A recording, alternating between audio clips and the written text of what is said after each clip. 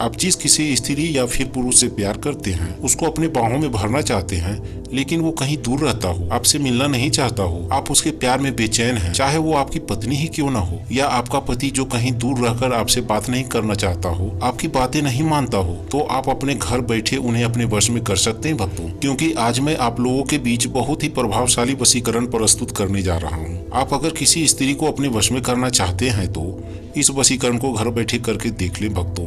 100% वो स्त्री आपके वश में हो जाएगी।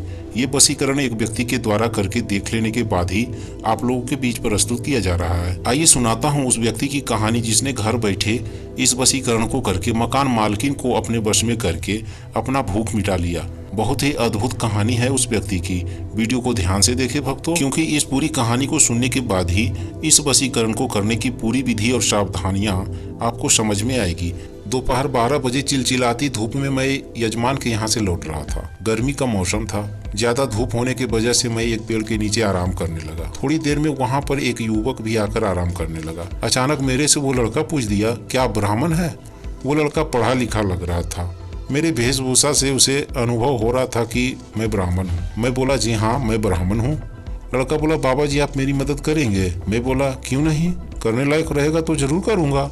क्या परेशानी है आपको? पानी चाहिए तो ले लो। नहीं बाबा जी, मैं एक आदमी को सबक सिखाना चाहता हूँ। वो हमें बहुत ही जलील किया है। मैं उसको उससे ज्यादा जलील करना चाहता हूँ। आप मेरा पिता बनकर मेरे साथ चलेंगे?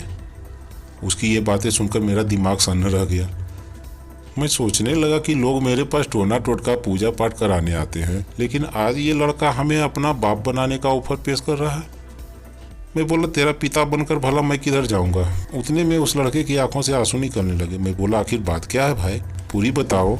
वो लड़का भावुक होकर बोलने लगा, बाबा जी मैं यहाँ से 20 किलोमीटर दूर शहर में रहकर पढ़ाई करता हूँ। वहाँ जिस मकान में रहता हूँ उस मकान का मालिक बहुत ही निर्दयी विचार का है। महीने लगने से 15 दिन पहले ही किराया मांगता है। मेरे पास पैसे उपलब्ध नहीं रहने के कारण मैं नहीं दे पाता हूं तो मुझे उस मकान से बार बार निकाल देता है। मुझे उस कमरे में प्रवेश नहीं होने देता है। इस कारण मेरे पढ़ाई में बाधाएं उत्पन्न होती है और बार बार बोलता है अपने बाप को बुला कर लाओ, जबकि मेरे पापा मजदूरी करने में व्यस्त रहते हैं। मैं अपने घर से पैसे लेकर उसके पास जा रहा हूँ। अगर आप एक बार मेरा पिता बनकर उसके सामने जाकर कुछ समझा देते तो शायद वो हमें प्रताड़ित नहीं करता। मेरा सारा सामान निकालकर कमरे से बाहर फेंक देता है। वो बहुत ही क्रूर व्यक्ति है वो। बाबा जी आप मेरे साथ चलिए, मैं आपको दक्षिणा भी दूंगा। हमें उस लड़के की बातों को सुनकर दया आ रही थी। मैं बोला, हमें वहाँ जाने की कोई जरूरत नहीं है।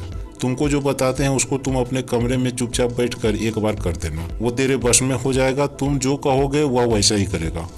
शनिवार रात 9 बजे के बाद काला वस्त्र धारण करके उत्तर दिशा की ओर अपना मुंह करके अपने कमरे में जमीन पर बैठकर एक सरसों तेल में दीपक जलाकर 27 दाने पीला सरसों अपने दाहिने हथेली पर रखकर इस मंत्र का उच्चारण 27 बार करके उस 27 सरसों को उसके दरवाजे पर रख देना और 27 घंटे तक तुम उस सरसों के नजदीक मत जाना। मंत्र इस प्रकार है, ओम काली कराली मम कार्या सफलम कुरु, दुहाई कामाख्या देवी की। मेरे से वशीकरण विधि को वो लड़का समझ गया और उस मकान मालिक के साथ साथ उसके पुत्री पर भी इस वशीकरण को कर दिया, उसके पत्नी पर भी कर दिया। इस वशीकरण के प्रभाव से लड़के की सारी भूख मिटती रही। खाना भी उसी के घर का खाकर मौज में पढ़ाई करके एक दिन सरकारी नौकरी प्राप्त करके मुझे खोजते हुए मेरे घर आकर मुझे दक्षिणा देकर इन सभी बातों से अवगत कराया। इस प्रकार कोई भी व्यक्ति घर बैठे इस वशीकरण को करके किसी को भी अपने वश में कर सकता है। चैनल को सब्सक्राइब करके घंटी जरूर बजा दे भक्तों। आपका प्यार आपको अवश्य मिलेगा। जय श्री राधे कृष्णा।